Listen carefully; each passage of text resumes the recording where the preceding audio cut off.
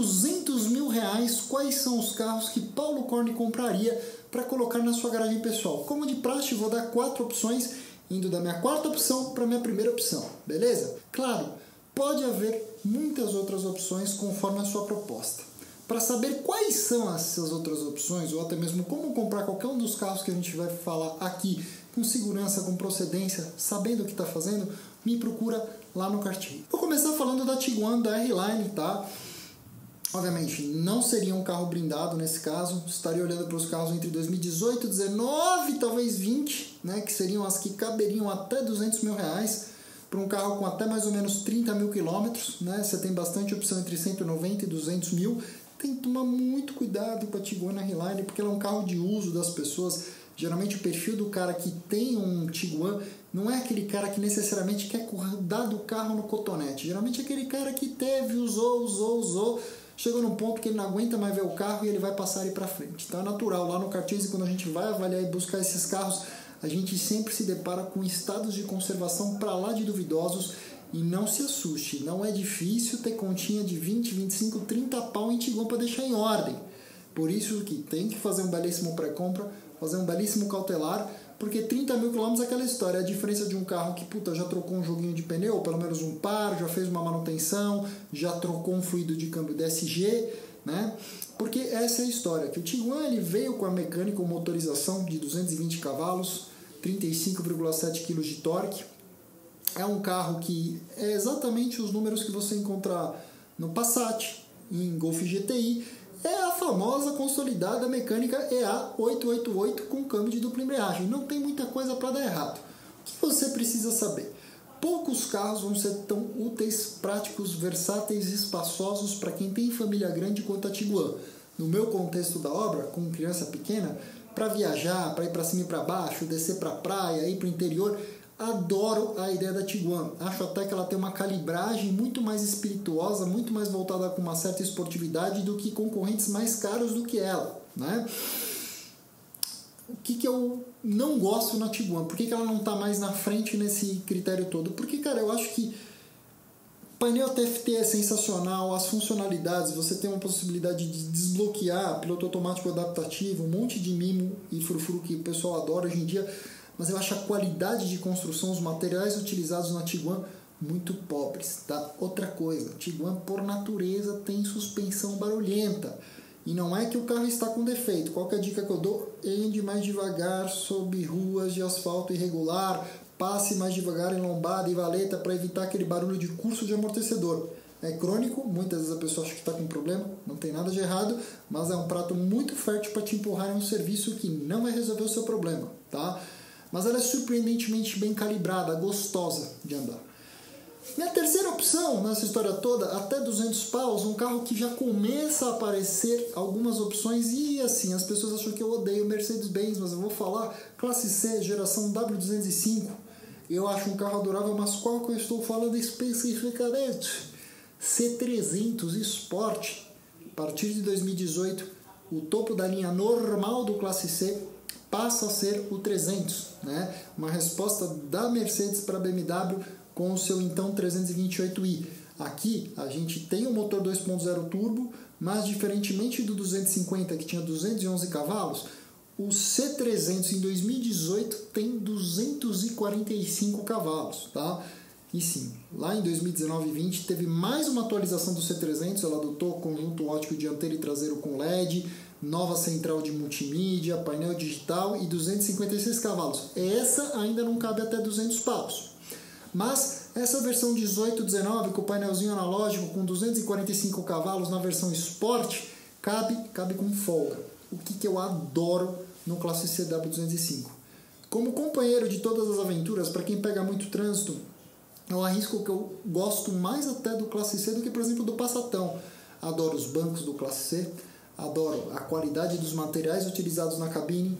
Sim, na época que ela foi lançada, a crítica do famoso GP da MBUX jogada lá no centro do painel. Mas, cara, virou standard de indústria, né? Todo mundo joga uma tela daquela e hoje não chega nem a azedar tanto quanto a gente olha. Quando lançou foi um choque um pouco maior, que eu acho que a BMW conseguia embutir um pouco melhor no painel dela o iDrive, entendeu? Assim como a Audi também. Mas, porra, cara, adoro desde a maçaneta da Mercedes, os interruptores de vidro, tudo no carro é muito inteligente, aquele console central com aquele porta-treco no meio, o câmbio na coluna. É um carro espirituosíssimo de dirigir? Não, o visual dele é muito mais esportivo do que a calibragem do produto. Tanto é que toda vez que eu vou avaliar carro desses lá no Carchase, o pessoal sempre pergunta, o que quebra mais?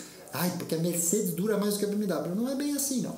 Né? Na realidade, eu acho que a BMW tem algumas facilidades de reposição de peça e custo, só que a Mercedes, apesar de ser mais cara na hora que dá algum chabu, ela tem uma questão de calibragem do produto, né? Que naturalmente a Mercedes não atrai, não aflora o pior de vocês na hora de divertir. Dificilmente você vai ver alguém que vai pegar uma rotatória, desligar os controles de estabilidade e tração de uma Mercedes W205 e tentar fazê-la de lado, que já não é o caso do que acontece na BMW.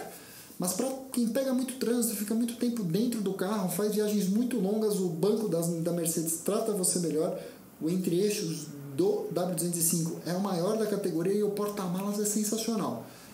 Cuidado, ela é linda, maravilhosa de ver, mas a suspensão Sport com o pneu Ramflat e a roda maior fazem o conforto desse carro ser um pouquinho piorado. Não é exatamente o que você espera de uma Mercedes. É duro, é rígido e faz barulhinho. Mas ainda assim é um carro visualmente legal e eu gosto do Mercedes-Benz. Tenho convivido muito com esses carros, então por isso minha terceira opção seria este carro. Minha segunda opção seria a escolha natural, é a escolha por default, que eu falo para todos os meus clientes no Carchase, mas que seria a minha segunda opção. BMW, Série 3, F30, mas especificamente compraria uma 328 iM Sport, carrinho com até 15, 20, 30 mil quilômetros rodados. Pegaria um ano 2018, painel digital, iDrive, que já sempre é o maior, né, o mais funcional na 328. É o para-choque esportivo, é a saia lateral, a traseira, é o volante com a base, né, do T ali, M Sport, porque ela é M Sport interior, a cabine com Anthracite Black. É a série 3 standard mais completa que você poderia ter. Aqui, meus amigos, se a Mercedes te dava 9 marchas no C300, a BMW te dá um ZF de 8. Mesmo os 245 cavalos, 35,7 kg de torque, mas não se engane, o 328i anda mais do que o C300. Calibragem de produto, meus amigos. E não é à toa que é um dos carros mais desafiadores que tem de comprar usado. Por quê? Porque a galera arregaça. Eu falo para todo mundo que está comprando esses carros pela primeira vez. Cara, não é o número e a forma que o carro foi concebido, a calibragem, resposta de acelerador, feeling que você tem através do volante, o que você consegue fazer com esse carro é muito mais do que o que você faz no lado esportivo com o C300, por exemplo. Qual que é o pênalti? Por dentro eu acho que os materiais empregados pela BMW não são tão nobres quanto os da Mercedes, mas ela te dá mais dirigibilidade. Qual carro é mais simples de manter? Aí nesse aspecto, mérito para a BMW, um carro de fabricação nacional, com peça de reposição à torta direita. Qual carro é mais macio no rodar diário? Pode ser uma 328 M Sport com as rodinhas 019, eu te asseguro que ela bate um pouco menos seco do que a suspensão da C300. Nada mais, bate menos seco. É um carro mais fácil de manter. No fim do dia, acaba sendo ela. Claro, para ficar parado no trânsito, eu prefiro o banco da Mercedes. Para carregar 4 pessoas, tralha, papagaio, cachorro, periquito, eu prefiro a Mercedes também. Mas no conjunto geral da obra, para quem procura se divertir um pouco, a volante a BMW entrega rios acima da Mercedes e por isso é a minha segunda opção. Você deve estar pensando, mano, o que o Corne vai botar na frente da 328? Olha, gente, na realidade eu até meio que um filho único, tá?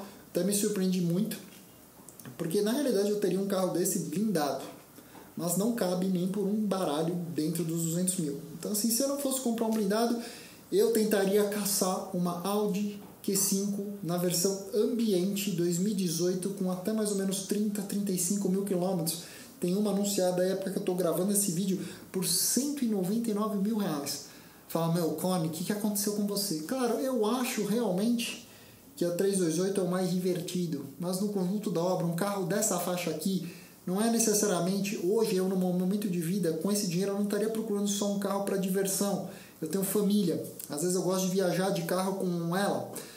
Porta-malas espetacular, entre-eixos espetacular, Recentemente até andei indo para Campos do Jordão, que é uma cidade perto aqui de São Paulo, para quem está assistindo de fora, e muito asfalto ruim, né? Passeio, vai levar minha filha pequena no lugar, aqui, acolá, lugar zoado. Aí eu lembro que meu dia a dia também tá zoado, as ruas do meu bairro não estão lá essa Brastemp, né? As ruas do bairro dos meus pais, da minha família, tudo ruim, cagado, fudido, desculpa os palavrões. E nessa hora, o conforto da suspensão da Q5 brilha, hein? Putz, porque assim, Tiguan ou Q5 são carros muito parecidos, mas a suspensão da Q5 é mais sofisticada. Aqueles barulhos de curso de amortecedor, de pivôzinho, de alguma coisa parece estar frouxa, não tem na Q5, né?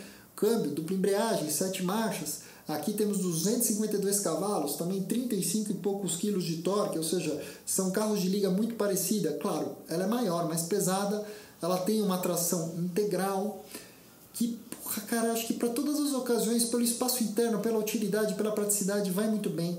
Adoro o conforto, o espaço interno da Q5, acho o carro maravilhoso de passar tempo dentro, né?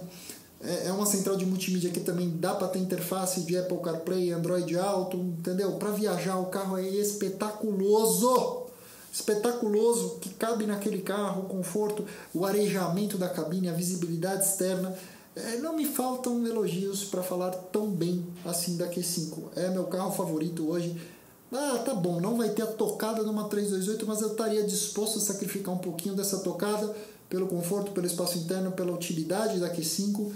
E olha, eu vou te falar uma coisa, anda bem pra danado, tá? Eu andei com esse carro recentemente, assim, tudo bem, BMW vai andar um pouquinho mais, né?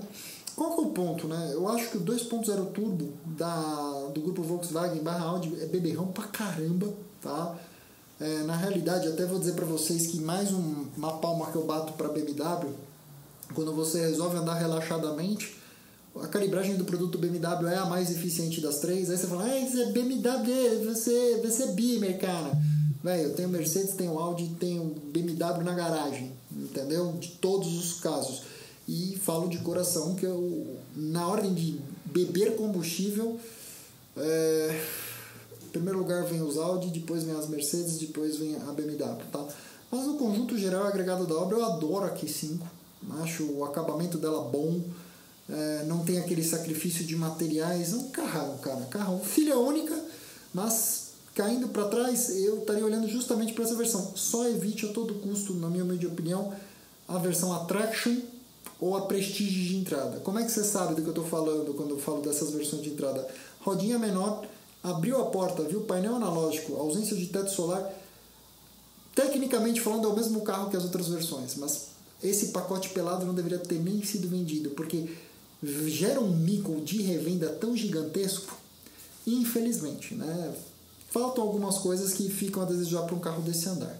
Meus amigos, esqueci de alguma coisa? Que outro carro você botaria aí? Não concordam com a minha lista? Deixa eu saber nos comentários. Fui útil, fui prático, gostou do conteúdo? Deixa um like. Para não perder tudo que eu faço aqui, se inscreve, ativa a notificação no sininho. Bom, nessa tela final vocês podem ver os 2 últimos vídeos que eu fiz por aqui. Muito obrigado e até a próxima!